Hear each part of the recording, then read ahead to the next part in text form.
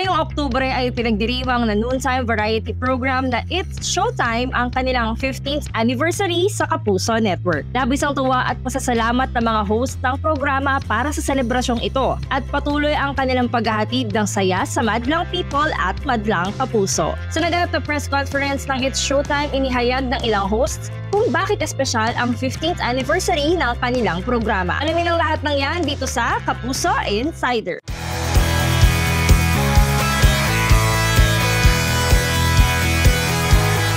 Happy at grateful ang It's Showtime host para sa paggunita ng ika-15 taon ng kanilang afternoon variety program.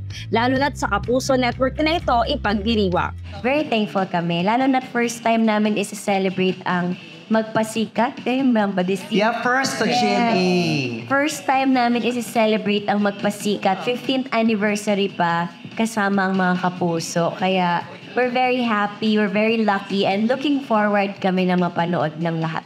Very, very happy and honored na nandito kami ngayon sa GMA. Tapos, yung suporta at yung pagmamahal ng GMA, nararamdaman namin talagang kapuso kami. Yung everyday na nakikita namin na maligayang-maligaya yung mga madlang kapuso na pinapanood din kami at sinasamahan kami sa journey namin dito ng 15 years. And more so sa mga darating pang taon. So, talagang very thankful and grateful kami sa GMA 7. Oo, hindi kami nakakampante kahit 15 years na. It feels like first year pa rin namin na nakakatuwa na yung passion, interest ng mga taong nandito, bumubuo, yung energy, parang ganap na ganap pa rin. Hindi na uupos yung gano'n.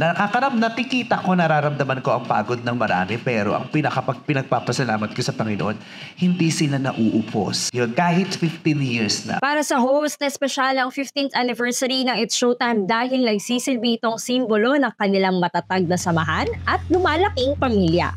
Nagiging special siya the moment you look back. Pag naisip mo, ano ba ang mga pinagdaanan ko sa mga nakalipas na panahon? Tapos kaya siya nagiging espesyal pag lumingon ka sa lahat ng bahagi ng paligid mo, pag nakita mo kung sino pa rin yung mga taong nandoon sa tabi mo at nanatili. At masasabi mo, napakapalad mo, no? Dahil hanggang ngayon, may mga nananatili pa rin na makapiling ka sa likod ng mga nangyari sa buhay mo. Pinipili kang samahan. Pinipili ka mismo. Hanggang sa araw na yon, hanggang sa umabot ka ng 15 years, ikaw pa rin yung pinipili at may mga natitira pa rin na nanatiling pumipili sa'yo. Yun ang nagpapasarap sa pagpiliho nito 15 years. Espesyal to dahil nadagdagan tayo ng taon, nadagdagan din kami ng membro. Bawat isa dyan, kaya kami nagtagal, mahal ang pamilya to, mahal ang Showtime, kaya ginagawa yung best nila para magpatuloy kaming makapagpasaya.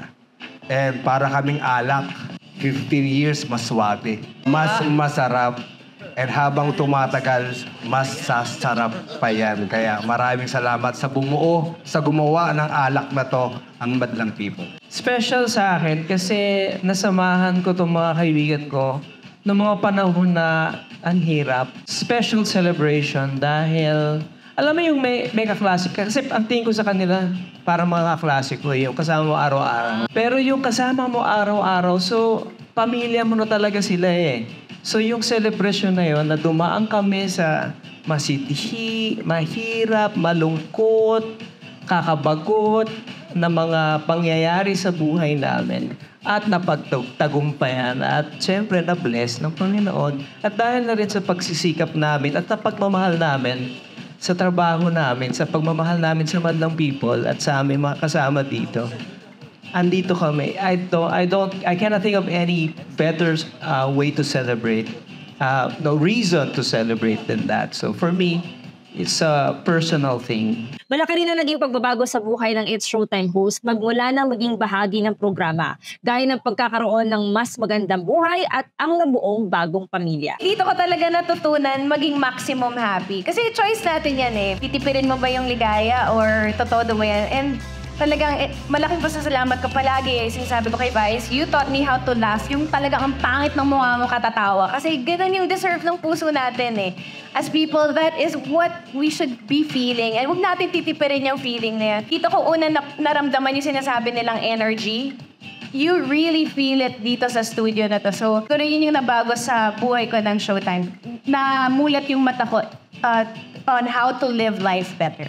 Malaki po yung halaga po sa akin sa buhay ko ang Showtime. Siyempre, dito po na-meet ko yung mami ko, Nanay Bay, Ate Karil, Kuya Jong, sa Urado, tapos Kuya Bong, lahat. Yung pamilya po dito sa Showtime. Hindi lang po host pati yung staff, crew. Nung panahon na yun, nag-isa lang po ako sa condo. Si Showtime staff pa nakahanap yung condo ko. Kaya sobrang mahalaga po sa akin, pati yung bumubuo ng Showtime. Almost 200 people. Lahat po sila parang pamilya ko po talaga dito sa Showtime. Kaya sobrang malaki at bago yung buhay ko na yon dahil po sa pamilya ng Showtime. Kaya I really love Showtime. Thank you, Lord. Sa linggo ng 15th anniversary ng It's Showtime ay mapapanood din ang Magpasikat 2024 kung saan maglalaban ng mga host sa pamamagitan ng performances na magpapakita ng kani-kanilang mga talento.